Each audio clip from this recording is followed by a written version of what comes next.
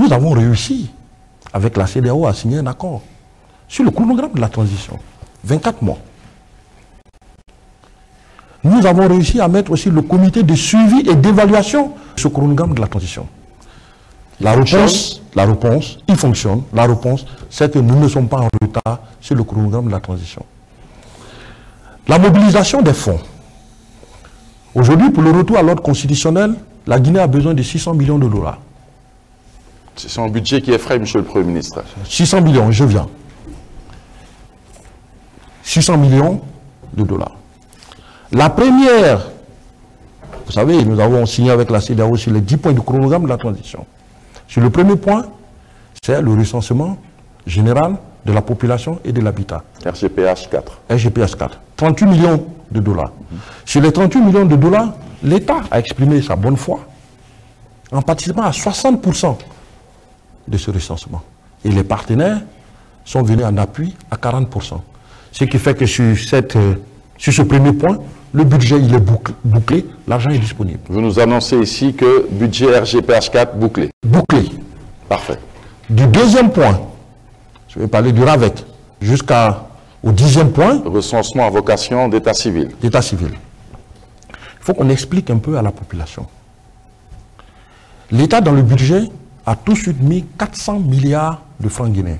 D'où on a arrondi 40 millions de dollars. Mais dans ces 40 millions de dollars, nous sommes dans la dynamique de mobiliser les fonds avec les partenaires. L'Union européenne a déjà signé un accord avec Madame la ministre du Plan pour 25 millions d'euros pour effectivement soutenir ce chronogramme de la transition.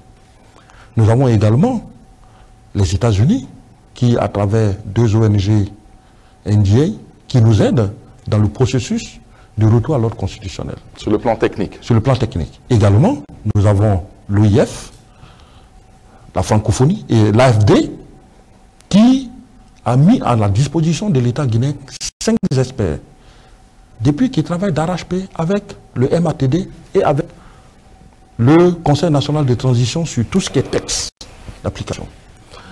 Pour apporter une précision, la Guinée ne disposait pas de loi sur l'état civil, ainsi que les données à caractère personnel sur l'identifiant unique. Le gouvernement a travaillé, le Conseil des ministres a validé ces 2 lois. Ces 2 lois sont au niveau du CNT. Une fois que ces 2 lois seront votées, vous allez voir, le processus va avancer très rapidement. Et d'ailleurs, le DAO sur l'importation du matériel par rapport au RAVEC est déjà prêt. Mais nous attendons effectivement l'adoption de cette loi au niveau du CNT pour que le gouvernement puisse dérouler très rapidement